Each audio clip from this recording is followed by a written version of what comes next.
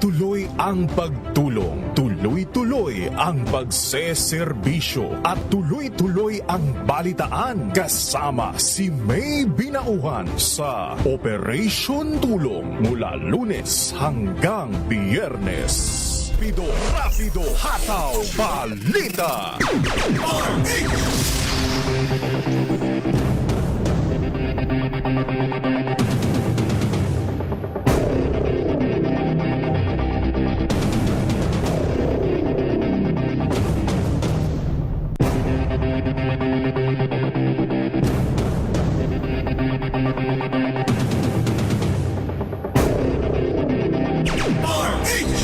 Magandang hapon Luzon, Visayas, Mindanao sa Adibong Rapido Hataw Balita ngayon pong hapon ito ng Martes at 12 sa buwan ng Mayo taong 2026. Sa Adibong headlines, Malacanang walang nababalita ang panibagong destabilization plot. Senador Bato de la Rosa umaasa na sasakluluan ng Korte Suprema sa warrant of arrest mula sa ICC. Senado, hinamunagampanan ng tungkulin sa ating saligang batas at simulan ng impeachment trial. Senador Bato mag-aay ng writ of amparo sa Korte Suprema.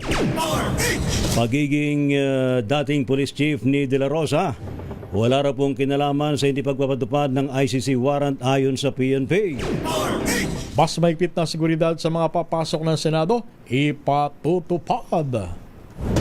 Samantala, bangkay daw po ng tao. Natagpan daw po sa loob ng septic tank diyan po sa Davao City. Rapido, hataw, balita! Ano po mga lingkod sa pagbabalita, sina Ray Sibayan At Romel Fuertes. para sa DZRH, una sa Pilipinas. Una sa Pilipino. Sa ating mga balita, nakanda manong sumunod si Senador Ronald Bato de la Rosa sakaling mayroon pong arrest warrant ng lokal na korte laban sa kanya. Sa pagtatanong po ng DZRH News, sinabi ng Attorney Ferdinand Topacio na dapat talagang sumunod sa proseso ang lahat ng mamayan. Subalit, idinim po niya na dapat munang beripikahin ng Department of Foreign Affairs ang arrest warrant ng International Criminal Court o sertipikado sa pamagitan ng anumang diplomatic means.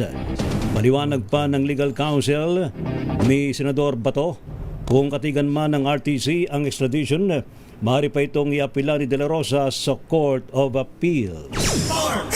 Nakatakdang mag-aay ng writ of amparo sa Korte Suprema ang kampo ni Senador Bato de la Rosa. At ayon kay Atty. Jimmy Bondoc, posibleng mag-aay din sila ng habeas corpus bilang paghahanda sakaling maaresto ang kanyang kliyente ng ICC. Para sa abogado, spurious ang naglutang ang kopya ng ICC arrest warrant, kaya nais raw nila itong mabusising maigi. Sa natanggap nilang impormasyon na transform ang warrant ng International Tribunal sa local warrant, pero wala silang hawak na anumang bersyon. Hinabo naman ni House Deputy Minority Leader Leila de Lima ang Senado na gampanan ng kanilang tungkulin sa ating saligang batas at simulan na raw po ang impeachment trial. Ito po'y matapos namang ma-impeach muli ng Kamara si VP Sara Duterte sa botong 257 ang pabor, 25 ang hindi at 9 ang nag-abstain. Dahil po dito ay matagumpay na umusad ang proseso ng pananagutan at umanin nakatutok na ngayon ang sambayanan sa Senado na nararapat lamang umanong tumayong impeachment court bate naman sa mandato ng ating saligang batas. Binigyan din pa ni De Lima sa impeachment na ito hindi lamang si VP Sara ang huhusgahan, kasamang huhusgahan ang mga senador. Nakahanda ang Philippine National Police na ipatupad ang mga contingency plan kaugnay ng warrant of arrest laban kay Senador Bato de la Rosa mula sa International Criminal Court. Pero mayroon namanong dalawang paraan na maaaring daanan ang pulisya sa pagpatupad ng kautusan. Ayon kay PNP spokesman na General Randolph Tuanyo, ito ay ang extradition na nakabatay sa court order at ang direct surrender gaya ng ginawa kay dating Pangulong Rodrigo Duterte. Paliwanag ni Tuanyo, mahaba pa ang prosesong daraanan bago lumabas ang hatulang hukuman sa pagsuko kay De La Rosa. Pagdating naman sa direct surrender, sinabi ni Tuanyo na wala pa silang napapanggap na koordinasyon mula sa International Police. Hinamo naman ni House Deputy. Samantala sa iba pang mga balita sa Rapido Hataw Balita, nagpatupad naman ng mas maigpit na seguridad ng Senado para sa mga papasok naman na empleyado at mga bisita nito kaugnay ng pagsasailalim kay Senador Bato de la Rosa sa protective custody ng mataas na kapulungan. Ayon po kay retired Police Major General Mau Aplaska, ibinalik sa pwesto bilang hepe ng Office of the Sergeant at Arms. Sinisilip ng ID ng bawat individual na pumapasok dyan po sa Senado. Nilagyan na rin ng harang ika-6 na palapag ng Senate Building kung saan pininiwala ang nagpalipas ng gabi ang senador. Sinabi naman ni Senate President Alan Peter Cayetano na kung may pag-ugnayan muli ang NBI sa kanila para pumasok at arestuhin si De La Rosa ay hindi nila ito papayagan. Una po rito ay sinabi ni NBI Director Melvin Matibag na hindi na-arestuhin ang senador bilang respeto sa desisyon ng kanilang co-equal branch.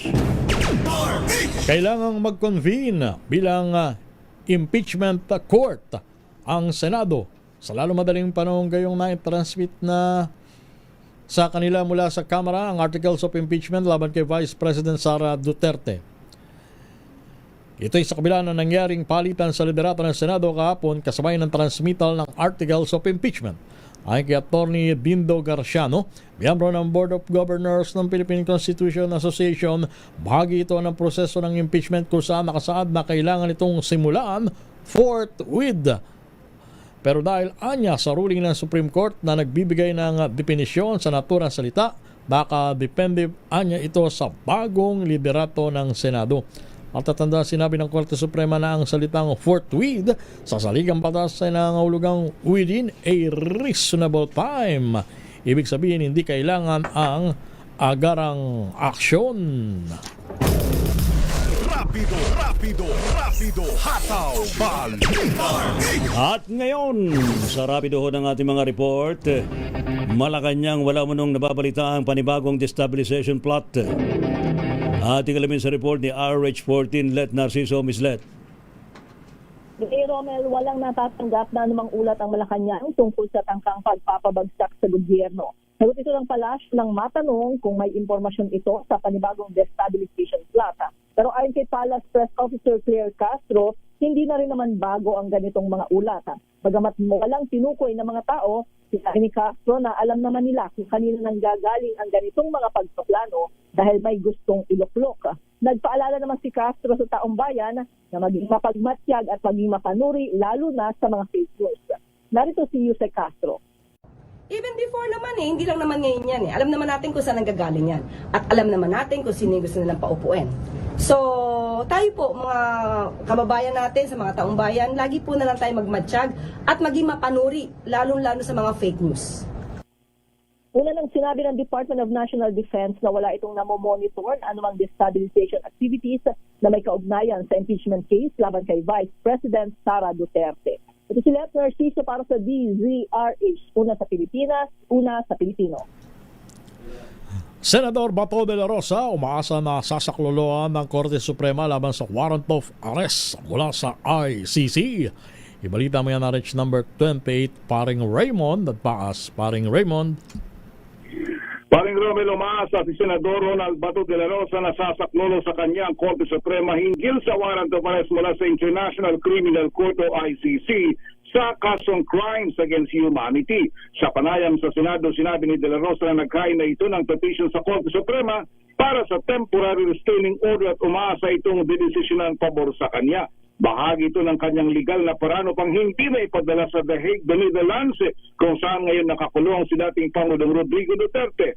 Wala umanong matinong Pilipino na gugustuhin na dalhin sa ibang bansa para litisin kundi mas pipiliin niya na manatili dito sa Pilipinas. Habang wala pang desisyon na inilalabas ng Korte Suprema, ay mananatili siya sa Senado. Narito si Senador Bato de la Rosa. Ang proseso naman ay hindi hanggang sa lower court lang. Opo. Meron kaya kami ng appeal, di ba? Pwede tayo umakyat sa taas. So, pero inunahan na namin sa Supreme Court ngayon. So, hintayin natin yung decision ng Supreme Court. Sir, habang may mga pending and pending, sir. Petition, sir, sa court. Dito lang, sir, kayo sa Senate. Hindi, sir, kay AL, sir. Dito lang ako. Dito lang. Hindi ako alis.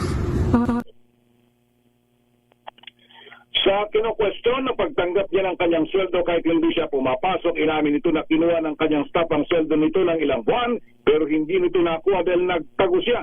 Nitong huli ay hindi na ito kinuha at pinayuan ng kanyang mga staff na gamitin sa kawang gawang dapat ay kanyang sweldo noong panahon na siya nagtatago dahil nagigiya na sa taong bayan na hindi siya nakapagtrabaho. Sa ngayon ay kabababa lamang ni Senator Ronald Bato de la Rosa mula sa isang pagpupulong sa ika-6 na palapag nitong Senado at sabi niya nasa maayos siyang kalagayan sa ngayon. So mananatili siya, paring Raymond? Mananatili siya sa loob ng Senado hanggat walang ipinalabas na kautusan ng Korte Suprema na pabor sa kanilang panig, ganun ba, paring Raymond? Iyon ang kanyang binanggit dahil doon sa pronouncement ng bagong Senate leadership kagabi na siya ay under protective custody ng Senado. Ayun. Maraming salamat, paring Raymond Dadpaas. Samantala naman sa ating pa rin pong mga balita. Senador Bato de la Rosa absent sa issue naman ng taong bayan, subalit present sa umunoy panggugulo ayon po kina Congressman Ko at Sindenya. Ating alamin sa report ni RH12 Milky Rigunan. Milky. Standby, Milky. Manang Milky. Dito muna tayo kay Edniel Parosa. Pagiging dating police chief ni na ngayon ay si Senador De La Rosa, walang kinalaman sa hindi pagpatupad ng ICC warrant ayon sa PNP. Edniel Parosa sa detalye. Edniel. At Romel, itinanggi ng Philippine National Police na dumidistansya sila sa pagpapatupad ng ICC warrant of arrest dahil dating PNP chief si Senador Ronald Bato de la Rosa. Ayon kay PNP spokesperson Police Brigadier General Randolph Tonyo, kailangan lamang kasi nilang sumunod sa mga tamang proseso bago aksyonan ang mandamiento de aresto. Kabilang sa dalawang paraan na maaring daanan ng PNP bago tumugon sa ICC warrant ay ang extradition sa bisa na isang court order at ang direct surrender sa coordination naman ng Interpol. Pero sabi ni Tuanyo dito sa Camp Crame, wala pa sila natatanggap na alerto mula sa Philippine Center for Transnational Crimes o PCTC. Dahil sila namang tatanggap ng request mula sa Interpol Manila. Hindi rin naman totoo kasi nakabayaan nila ang NBI na mag-implementa ng warrant ang dinahilan na hindi pa sila pinupulong ng PCTC. Pakikinatin si General Tuanyo. Nais po lang pinanawin na hindi lang pinag-uubayan sa ibang agency yung pag-arresto po kay Senator Bato de la Rosa. Sapagkat sinabi ko nga po, doon sa apat na ahensya, ang maaaring itap ng NCP, PCTC Manila ay NBI at yung Philippine National Police para i-assist yung Interpol Manila. Binigyan din ni General Tuanyo na mula nang naupo ang ngayon PNP chief na si Police General Jose Melencio Nartates ay bigyan din ito ang pagiging professional ng Camp Crame. Gayon din, patunay umano rito ay ang pagpapalabas ng sabtina ng Criminal Investigation and Detection Group laban sa dati nilang PNP chief na pinaharap sa Mayo 14, araw ng Huwebes, kaugnay pa rin na investigasyon sa mga extrajudicial killings sa Duterte administration.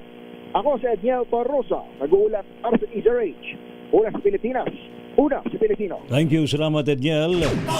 Ating pong balikan mga kaibigan ng update mula po dyan sa Kamara.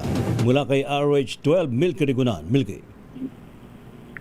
Romel, hinamon ni Akbayan Party List Representative Percy Sandanya si Senator Ronald Bato de la Rosa na ipakita ang tapang at tigilan ng pagtatago na parang daga at lombat sa lungga.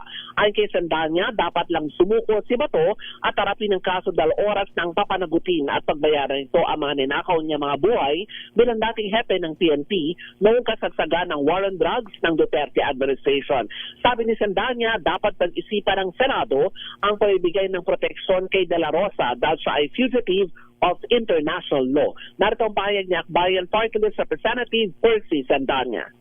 Kay Senator Bato de la Rosa, ipakita mo ngayon ang pinagyayabang mong tapang. Tigilan mo na ang pagtatago na parang daga at lumabas ka sa lungga mo. Sumuko ka at harapin mo ang kaso mo. Oras na para panagutan at pagbayaran ang mga ninakaw niyong mga buhay.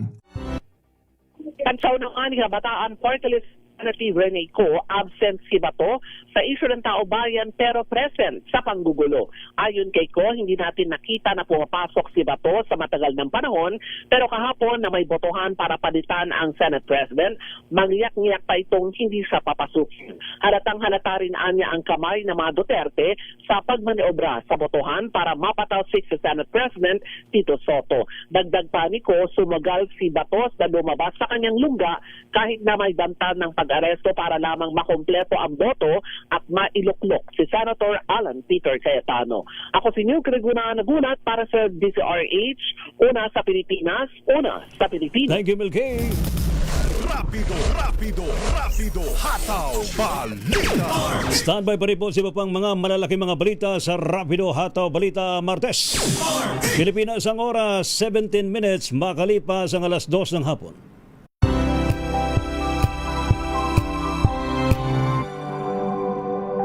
Tinesting, sinuri, sini. Ang resulta? Super effective ang Shield sa pagpatay ng bakterya at virus. Shield Antibacterial Soap. Believe ang mga eksperto sa Philippine Nurses Association. At si Mami. Tiwala ako sa Shield. Shield Antibacterial Soap. Napatunayang mabisa. Ang mga nurse, tiwala. ACS. Tanggaling-galing mo. Smart dishwashing paste ko. Pritong ulam na masebo. Plato ng kaldero. Tanggaling for everyday. Ganyan pag smart ang dishwashing paste. May double tanggaling formula. Tanggal ang sebo. Tanggal ang bakterya. Pahit para walang pahit. Linis fantastic sa metal at plastic. Number 1 ko to. Tanggaling-galing mo. Smart dishwashing paste. ACS. Let us unbox MX3 capsule. Each box has 60 vegetable capsules that tested and proven to help reduce pain discomfort. 2 capsules daily with healthy diet and exercise. MX3. Tunay, natural, at original. Mahalagang paalala, ang MX3 capsule ay hindi gamot at hindi dapat gamiting panggamot sa anumang uri ng sakit.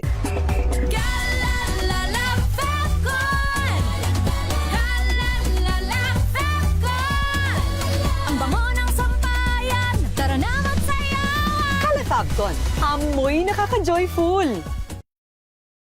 Sa lahat ng bagay, simula pa lang, siguraduhing max protection na. Kasi pag kulang ang proteksyon, baka madaling masira. Sa ngipin, dapat may max protection din. Max sa alaga ng Unique Toothpaste. With Max Protect Formula, help stop cavities before they start, while keeping breath fresh. Try Unique Maximum Fluoride Protection. Para max alaga, max protektado. ACS.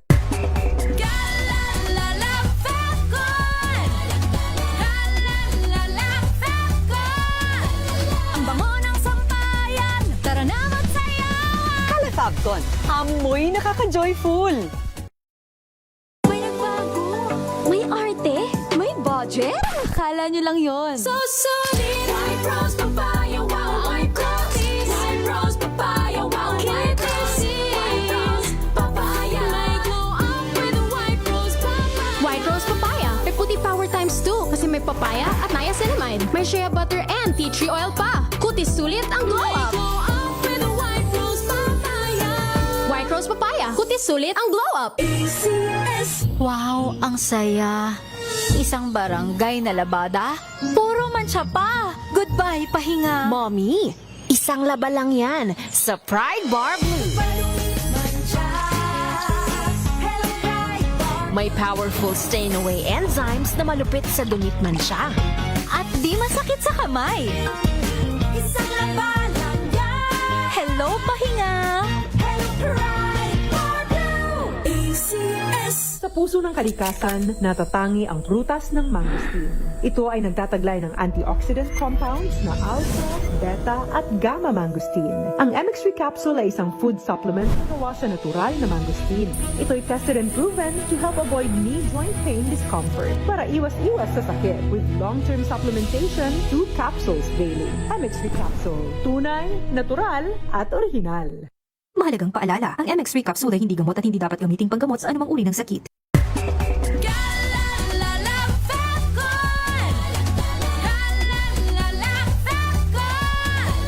Ang bango ng sampayan, tara na magsayawan! Calefacton, amoy nakaka-joyful!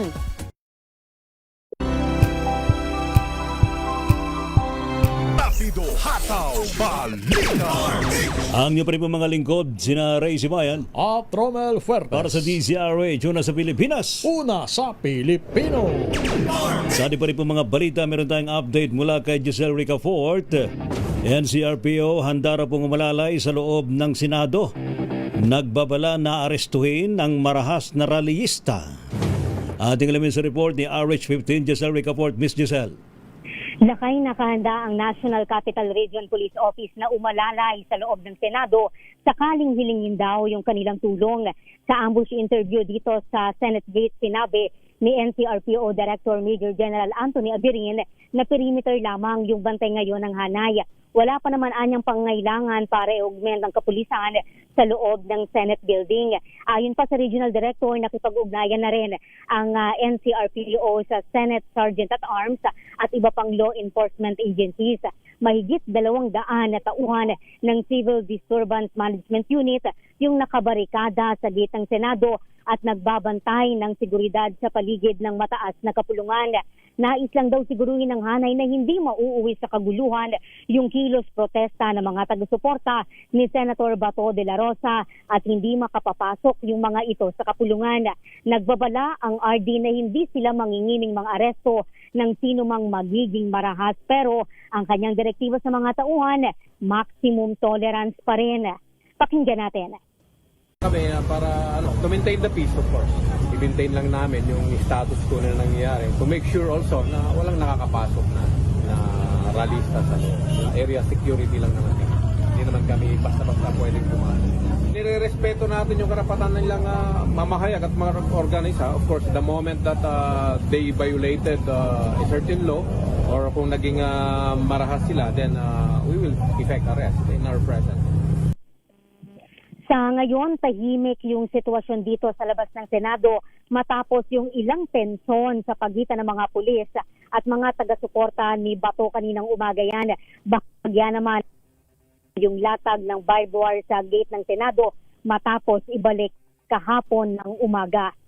Ito si Giselle Ricafort para una sa Pilipino.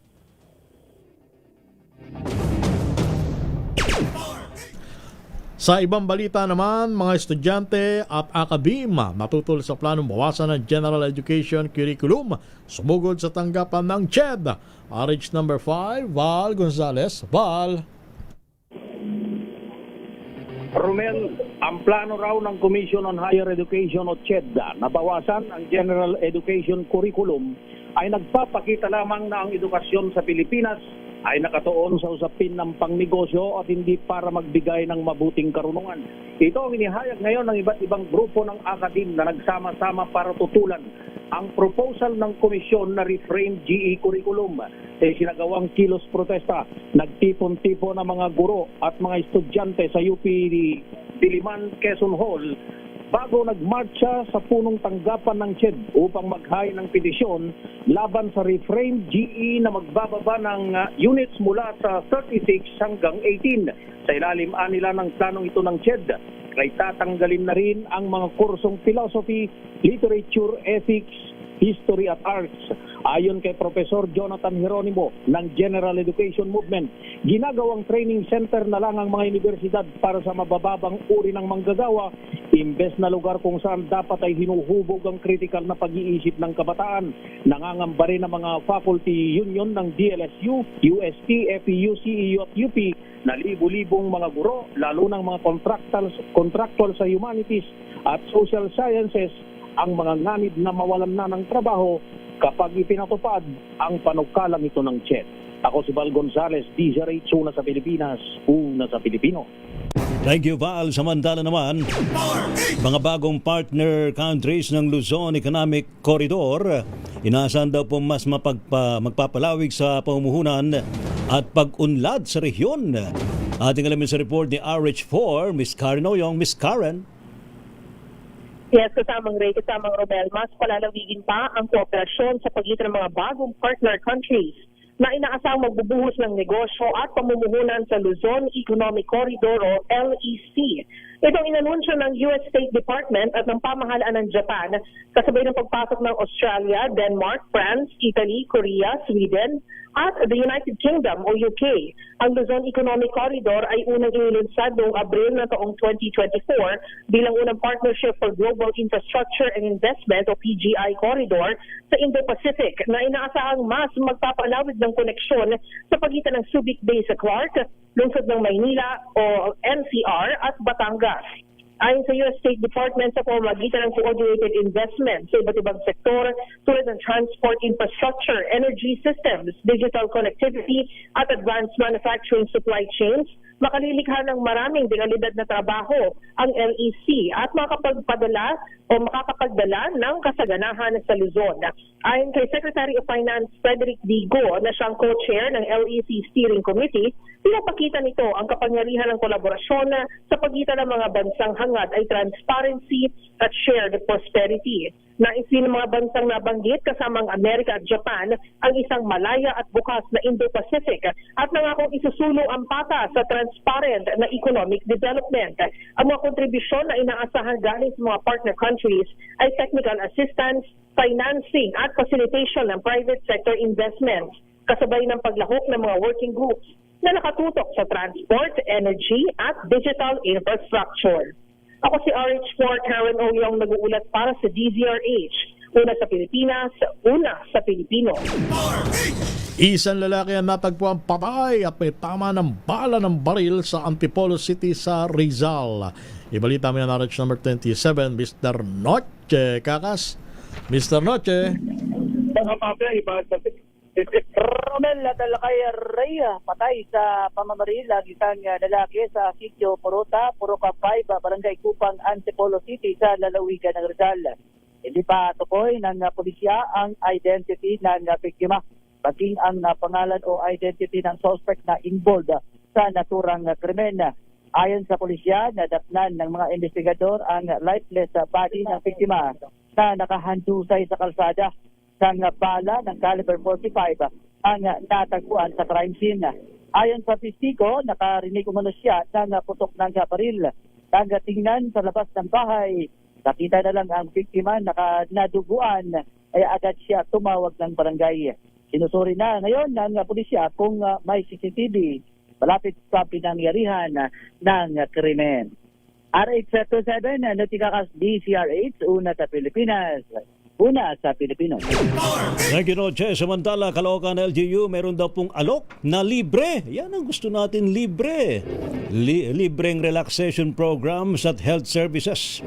Ating alamin sa report ni RH23, Edwin Duque. Edwin. Paano meron kumayan ng pamalagot sa kalutan sa at kalutan sa kalutan na nagkalayo ng intro at satisabol na mga aktibidad sa mga pagpapahinga at pag-isip upang masapilit at mas makisay na kamalayan sa kalusugan ng isip sa mga nakakakipan sa kalusugan. Ay kung meron kalapitan, ito ay para na rin sa mga pinisikan nito sa floor ng Caloocan City South kung saan ay nag-alok ang Thai Spring ng yoga class at mountain at aktibidad. Kasama rin siya sa mga season na hinaharap ang isang in-house mental health book upang magbigay ng agarang pagkatayo at suporta sa kalusugan ng isip. Pinagpapatuloy namang pinikilala ang idea at pag-aalala sa kalusugan ng pagkakasal lalo na sa mga nakataan regarding ang karatang sa pagkabalisa, presyo at pagkabornop. Binigyan din ang lokal na pamalaluso na ang pagbibigay ng prioridad sa pagkaprogram pagkalusugan ay pinakailangan kasama ang kalusugan ng isip at patuloy na suportahan ang kanyang administrasyon ang advokasya ito. Para siyempre, ang ito sa nakulang sa resyon ng pagkakas. Naku, ba't ganun ang signal mo, Edwin, ha? Ay, sus apo. Rapido, hataw, balita. Standby mga balita mula po sa mga probinsya Pilipinas ang oras, alas 2:31. Ang oras.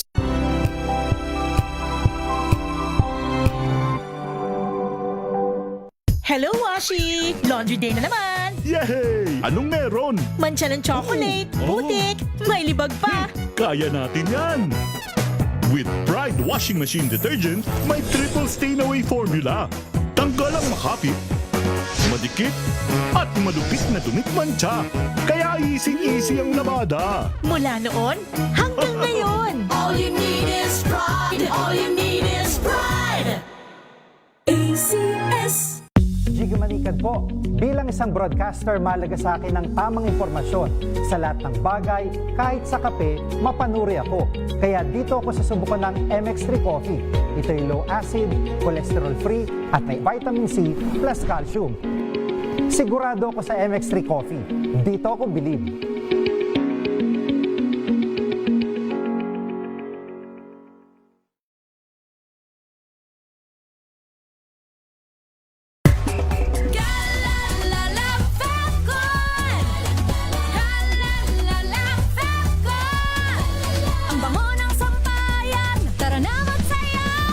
Calefacton, amoy nakaka-joyful.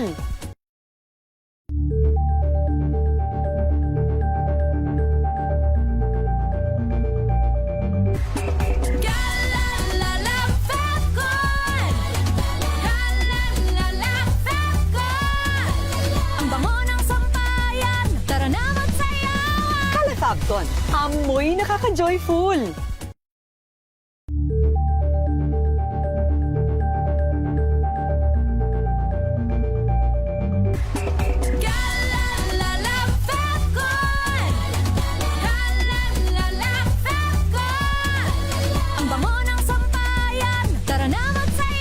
Calefacton, amoy nakaka-joyful.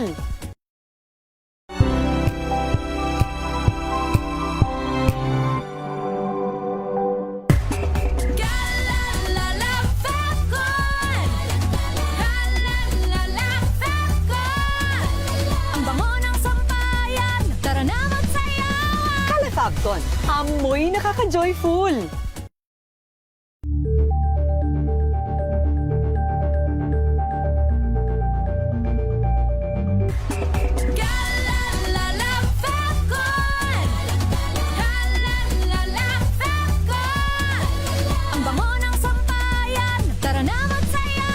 Calefacton, amoy nakaka-joyful.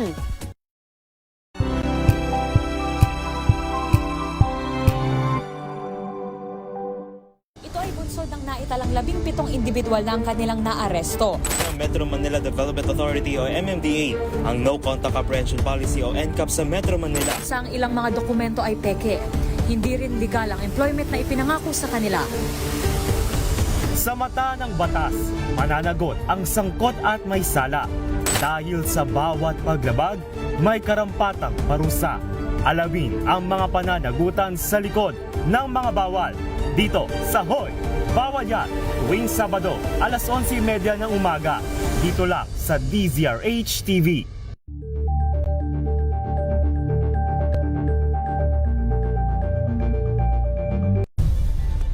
Nagsimula sa pangarap hanggang sa maabot ang tagumpay.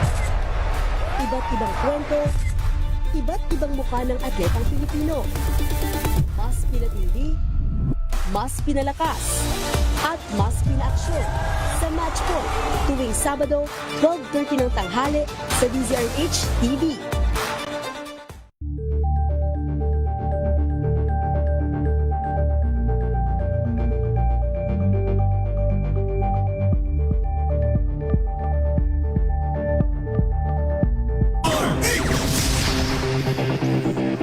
Sa ating pa rin mga balita mga kaibigan mula naman po sa mga probinsya. Ratsada Probinsya RH. Rapido, hataw, Isang bangkay natagpuan daw po sa loob ng septic tank sa Davao City. Report mula kay June Soter mula sa Action Radio Davao. June. Natagpuan ang bangkay ng isang tao sa loob ng septic tank sa New Matina Grabahan, Matina, Davao City. Madaling araw ng Martes, Mayo 12, 2026. Agad responde ang mga tauhan ng Ecolan Police Station matapos makatanggap ng tawag bandang alas 5:35 ng umaga. Ayon sa kapulisan, limitado pa ngayon ang impormasyon hinggil sa pagkakinanlan ng biktima at sa sanhi ng insidente. Habang nagpapatuloy pa ang investigasyon, patuloy rin ang hot pursuit operation ng mga otoridad upang matukoy at maaresto ang mga posibleng suspect sa krimen. Ito si June Suter para sa DZRH. Una sa Pilipinas, una sa Pilipino. Maraming salamat, June. Samantala, bako tayo sa Mindanao. 3 kalalakihan sugatan sa Pamaril sa Zamboanga, Sibugay. Ang buong detalye, balita maya na Rich number 19, June Di Makutak. June. Parang Romel, kasalukuyang nakaratay sa Titay Municipal Hospital ang 3 kalalakihang pinaulanan ng bala ng 2 kalalakihan lula ng single motorcycle sa bahagi ng Barangay Kitabog, Titay, Zamboanga, Sibugay. Sa report mula sa Zamboanga Provincial Police Office, nagtamong ng mga tama ng bala sa iba't ibang bahagi ng katawan ng 3 na pinagtulungang madala agad sa pinakamalapit na ospital. Naganap ang pamamaril habang nakapila sa isang lotto outlet sa Purok, San Francisco ang 3 nang biglang sulpot ng 2 suspect sabay putok ng baril sa 3.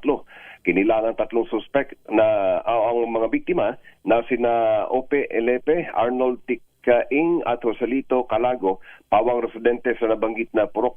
Sa magitan ng statements ng 3 biktima sa tulong ng CCTV cam at ilang witnesses, pinaghahanap ng 2 suspect habang ang 3 biktima ay patuloy na under observation sa ospital. Mula sa Central Mindanao, RH19, June Di Makutak, DZRH, una sa Pilipinas, una sa Pilipino. Thank you, June. Samantala naman, bagong posibleng daluyan daw po ng lahar at tubig sa paligid po ng Bulkan Mayon. Ito raw po'y sinusuri ng LGU. Report mula kay Manoy Ruel Saldico. Manoy Ruel. Lakay Reyad, naglunsad, nagmasusing inspeksyon ang lokal na pamalan nagdaraga sa Albay sa ilang bahagi ng panan ng Bulkan Mayon, kagunin ang gabanta ng pagdalo ng lahar at rumaragasang tubig dulot ng naitap o mula naman sa volcanic materials sa paligid ng bulkan. Pinangunahan ng LGU Daraga ang pag-iikot sa mga lugar na posibleng maging bagong agos ng tubig ng malalakas sa pag-ulan, kabilang sa mga sinusuri.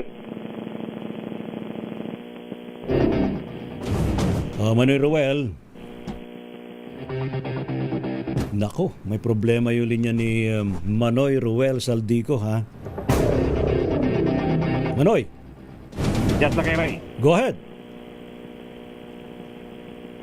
Pinangunahan ng LGU ang pag-iikot sa mga lugar na posibleng maging bagong agos ng tubig sa lahar sakaling magkaroon ng malalakas na pag-ulan. Kabilang sa mga sinusuri ang ilang creek at mga konektado sa mga komunidad malapit sa bulkan.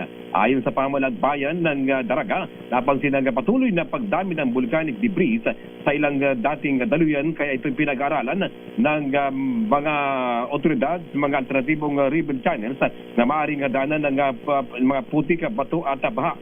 Mahalaga mano ang maagap na pagtukoy sa mga ito upang maiwasan ang panganib sa mga residente.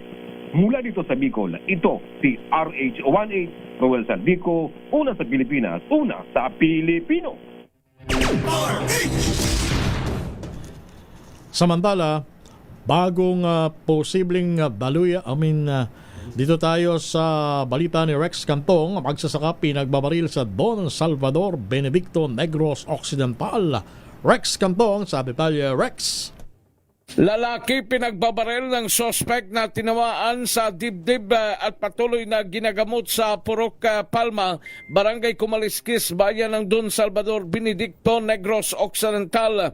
Ang biktima kinilala na si Michael Biligorio, 37 anyos, residente ng nasabing lugar. Ayon kay Police Major Elendi Rebosquillo, hepe ng Don Salvador Benedicto Police Station, na hinagisan ng bato ang bahay ng biktima at nang makatatlong beses at lumabas ito at doon pinagbabarel ng suspect. Posibleng may kaaway ang biktima sa kanilang lugar na ikinagalit naman nito. Sa ngayon, patuloy pang investigasyon ng kapulisan ng nasabing bayan at inaalam kung sino ang may kagagawa ng nasabing krimen. Ito si RH46 Rex Cantong para sa DZRH, una sa Pilipinas, una sa Pilipino. Thank you. Salamat sa report niyan, Rex Cantong. Samantala, di mo alamin ang update mula po sa Iloilo, batang babae nalunod sa isang tub sa Iloilo City. Report mula kay Jocelyn Make. Jocelyn. Dead on arrival sa ospital ang 2 taong gulang na batang babae matapos malunod sa tub sa loob ng banyo sa Barangay Balantang, Haro. Ayon kay Barangay Chairman Alan Hastia, pumasok sa loob ng banyo ang bata at pinaniniwalaan na tinangka nitong abutin ang tabo na nasa loob ng tub at nahulog. Hanggang kalahati ang lamang ng tubig ng tub. Posible rin anya na pumasok sa banyo ang bata dahil sanay nito na pumupunta sa banyo upang maligo at maglaro. Natagpuan ng ama na nalulunod ang kanyang anak kaya dali-dali nitong iligtas at humingi ng tulong pero namatay ang bata sa ospital. Mula sa Action Radio Iloilo, ito si Jocelyn Make para sa DZRH, una sa Pilipinas, una sa Pilipino. At sa probinsya ng Bataan, 2 wanted persons arestado. RH number 37, Danny Combilang. Danny. 3 wanted person ang naaresto ng Bataan Police Provincial Office sa magkakahiwalay na manhunt operation na isinagawa sa bahagi ng 2 bayan at 1 lungsod sa lalawigan ng Bataan. Ayon dito kay Colonel Marte Salvadora, Provincial Director ng Bataan PNP, kabilang sa mga naaresto ang isang 55 anyos na babae na wanted sa kasong istapa kaugnay ng RA 10175 sa Barangay Pita, Dinalupihan. Isang wanted person sa paglabag sa RA 9262 sa Barangay San Jose, Balanga City at isang akusado naman sa kasong lascivious conduct sa ilalim ng RA 7016 sa Barangay Salyan, Abukay, Bataan. Iginiit ni Colonel Salvadora na magpapatuloy ang pinaigting na kampanya ng Bataan PNP laban sa kriminalidad upang matiyak na magpapanagot ang mga lumalabag sa batas. Danny Kumilang, RH37, DZRH, una sa Pilipinas, una sa Pilipino. Thank you. Salamat, Danny. Rapido, hata, balita. Rapido, hataw, balita. Standby pa rin po sa iba pang mga balita, mga kaibigan, sa Rapido Hataw Balita mula po sa mga probinsya. Standby kina Jane Bantayan, Benjan Jogia at Jimmy Angay-Angay. Pilipinas ang oras, 43 minutes, makalipas ang 2:00 ng hapon.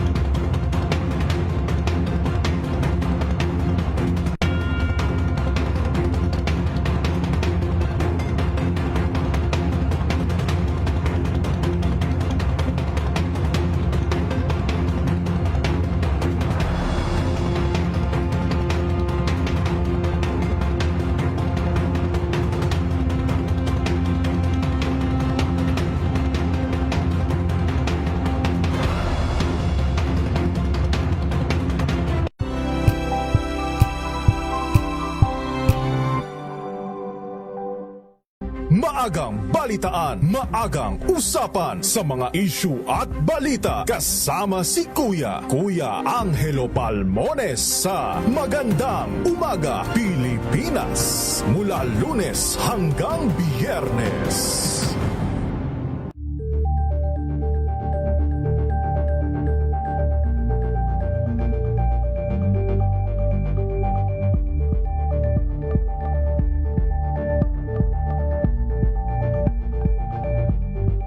We've got you covered. From the hottest hits, exclusive interviews,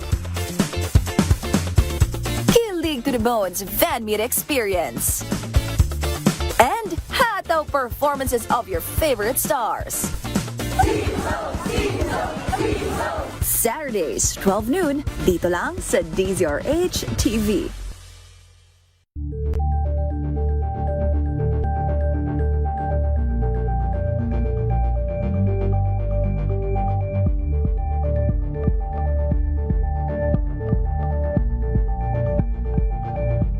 Curious ka ba sa maraming bagay? Kami na ang bahala dyan. Aalamin, tutuklasin at bibigyang linaw namin ang mga katanungang bumabagabag sa inyong isipan. Sa programa kung saan ang bawat sagot ay galing lamang sa mga eksperto. Ang Expert's Opinion, tuwing linggo 3:00 ng hapon, dito lang sa DZRH TV.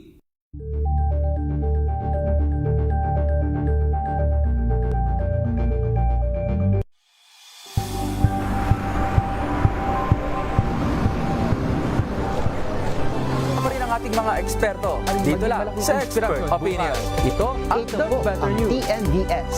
Trending and isang kwento, iba't ibang anggulo. Dito sa Point. Bawat pananagutan ating tatalakayin dito sa Hoy. Bawal yan. Pilipino, dito lang sa DZRH. Match up on entertainment and lifestyle. Ito ang MBC TV Network News.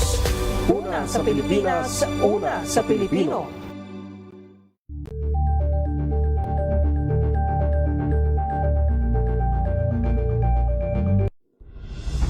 Tuloy-tuloy ang pagtulong, tuloy-tuloy ang pagseserbisyo at tuloy-tuloy ang balitaan kasama si May Binauhan sa Operation Tulong mula Lunes hanggang Biyernes.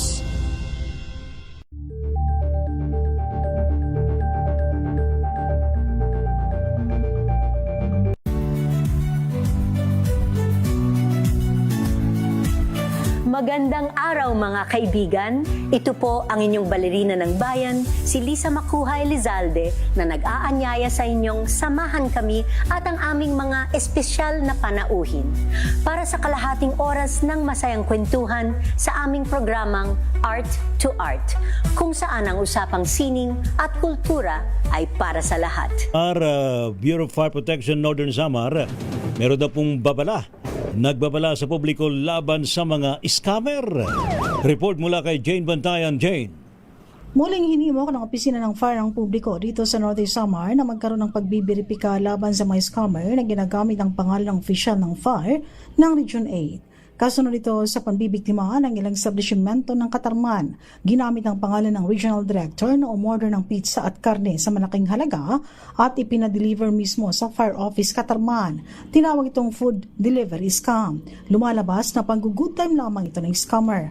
Ayon kay Fire Senior Inspector Darwin Orsolino, mahalagang magkaroon ng kumpirmasyon mismo sa opisina ng Fire sa pamamagitan ng pagtatawag sa kanilang mga hotline numbers. Nilinaw na Orsolino, ang opisina hindi nanghihingi ng susulisit ng kahit saan grupo o individual o sa mga establishmento. Hinimok na hindi maniwala sa sinuman na ginagamit ang pangalan ng personnel na nasabing opisina. Mula sa Aksyon Radyo Katarman, RH34 Jane Galit Bantayan ng DZRH. Una sa Pilipinas, una sa Pilipino. PNP nilinaw na hindi galing sa lalawigan ng Quezon ang milyong-pisong halaga ng shabu, malakumpiska. RX number 33, Benji Antioquia. Benji. Mariing na nilinaw sa mamayan ng lalawigan ng Quezon ni Police Colonel Bong Albasia na hindi galing mismo sa lalawigan ng Quezon ang mga nahuling milyon-milyon halaga ng shabu sa loob ng 1 linggo lamang. Batay sa pahayag ni Colonel Bong Albasia, noong Mayo 5 nasabat nila ang 2 high-value individual na drug suspects sa Barangay Dalahican, Lucena City. Mahigit sa 10 milyon pesos halaga ng hinihinalang shabu ang kanilang ang kabilang dito ang 4.5 milyon halaga din ng shabu at 2 milyon, 3.7 milyon kabilang sa 11 kilos na marijuana na nanggaling sa iba't ibang karatig lalawigan at walang ganon kalaking volume ng shabu sa Quezon at gramo-gramo lamang ang mga nahuhuli noong mga nakalipas na buwan. At pagpasok ng buwan ng Mayo, bigla na lamang nagsulputan ang mga drug pushers na milyon-milyon halaga ng shabu. So balit agad naman sila nasubaybayan ng mamayan hanggang sa makarating sa intelligence unit ng PNP. Ito si Benji Antioquia kayo nag-uulat para sa DZRH, una sa Pilipinas, una sa Pilipino. Thank you. Salamat, Benjan Jogya. Samantala naman, DSWD projects, Lawa at Binhi, magpapalakas daw po ng kabuhayan sa Eastern Visayas. Report mula kay Jimmy Angay-Angay. Jimmy. Mas pinlakas ngayon ng Department of Social Welfare Development ang kabuhayan at food security ng mga marginalized families sa Eastern Visayas sa pamamagitan ng Project Lawa at Project Binhi. Layunin ng dalawang programa tulungan ng mga mahihirap at vulnerable na komunidad na makayanan ng epekto ng climate change habang binibigyan sila ng mas matatag at pangmatagalang pagkakakitaan. Sa ilalim ng Project Lawa ay kay DSWD Regional Director Grace Sobong nagsasagawa ng mga water-related at environmental activities upang makatulong sa mga komunidad na madalas mapektuhan ng tagtuyot at kakulangan ng tubig. Samantala sa Project Binhi na mamahagi naman ng mga binhi at iba pang agricultural support upang mapalakas ang produksyon ng pagkain at makatulong sa kabuhayan ng mga residente. Ayon sa DSWD, malaking tulong ang mga proyekto upang mabawasan ang gutom, mapataas ang kita ng mga pamilya at mapatatag ang kanilang kakayahang makabangon sa epekto ng kalamidad at pagbabago ng klima. Patuloy naman ang ahensya pagpatupad ng mga community-based livelihood program sa iba't ibang bahagi ng riyon. Mula dito sa DYVL Action Radio Tacloban, ito si R32 Jimmy Angay-Angay para sa DZRH, una sa Pilipinas, una sa Pilipino. Metro Manila ngayon. At sa Metro Manila ngayon, pakinggan natin si Kyle Bulya sa Kyle. Lakay Ray Romel, abiso sa ating mga motorista, asahan na ang pagbagal ng daloy ng trapiko sa ilang kalsada sa Valenzuela City. Dahil ito sa gagawing prosesyon at grand sagala para sa kapistahan ng San Roque sa kahabaan niya ng MH Del Pilar Road mula sa Barangay Malanday mula mamayang alas 7 ng gabi. Pinapayuhan ng mga maapektuhang motorista na dumaan na lamang sa mga alternatibong ruta upang makaiwas sa abala. Samantala sa pool naman ng water interruption ng ilang bahagi ng Pasig, Taguig at Quezon City dahil yan sa maintenance activities ng Manila Water. Kabilang dito ang ilang bahagi ng Barangay Rosario sa Pasig, ilang bahagi ng Western Bikutan sa Taguig at Barangay Bagong Pag-asa, Kulyat at Pasong Samos sa Quezon City. Uumpisa nito mamayang alas 10 ng gabi at inaasahang matatapos bukas ng alas 4 ng umaga. Sa iba pang balita, pinaghahatak naman ng mga otoridad ang aabot sa 18 sasakyan sa ikinasang clearing operation ng MMDA sa Quezon City. Kabilang sa sinuwid ng mga otoridad ang Commonwealth Avenue at Mindanao Avenue Extension. Sa nasabing operasyon, aabot naman sa 40 motorista ang pinagtitikitan. Yan ang latest sa Metro Manila ngayon. Ito si Kyle Bulya sa DZRH, una sa Pilipinas, una sa Pilipino. Thank you, Kyle Bulya sa iyong Metro Manila ngayon. Rapido, hataw, balita. Uy, may panawagan lang dito, partner, ano ha? Sige. Mula kay Els Bartolome. Naku, abay paalam daw po nila sa kanilang mga kaanak ng labi ng kanyang pamangkin, si Nicar Noemi Bartolome, ay huling gabi na pala ngayon lakay. Mamaya, ngayong gabi ito yung maong anak ni dating PNP Chief Nick Bartolome. Doon sa Hirona, Tarlac. So, ano na ngayon, huling gabi dito sa may Tarlac. At syempre, bukas daw ng umaga, alas 7:30, ay bababa daw ng bahay at diretso naman sa simbahan. After Mass, dadalhin na sa airport sa Maynila at ililipat na raw lakay sa Davao. Yan, sa Davao na ililipat. Doon siya ihimlay. Ito'y para lang malaman daw po ng kanilang mga kaanak na naghihintay po dyan sa may Mindanao area. Ayan. Muli, ang aming pong pakikiramay sa pamilya Bartolome, lalo na kay dating PNP Chief General Bartolome. And of course, yung mga nakatutok naman at gustong dumalaw sa burol ni ating kasamahang si DZRH RH29 reporter Boy Gonzales, dyan siya sa nakaburol sa may Dulce Memorial Funeral Homes, no? Sa may Jose Abad Santos. At ang libing ay sa araw na po ng linggo. Ayan. So Sunday na. Ang big night niya ay sa Sabado. Ayan. Open po yan for public viewing. Ano po. So tayo muli nakikiramay sa pamilyang naulila ni kasamahang Misael Boy Gonzales. Rest in peace, Boy Gonzales, ha? Boy G, ha? Rapido, hataw, balita. Salamat po sa matumutok po sa ating balitaan sa Rapido Hataw Balita ngayon pong habang ito ng Martes. Thank you sa buong pesa ng DZRH News Team. Thank you, Miss Elaine, kay Jeric, sa ating mga kasamahan, sa ating mga classmate, ha? Mula sa Bulacan State University.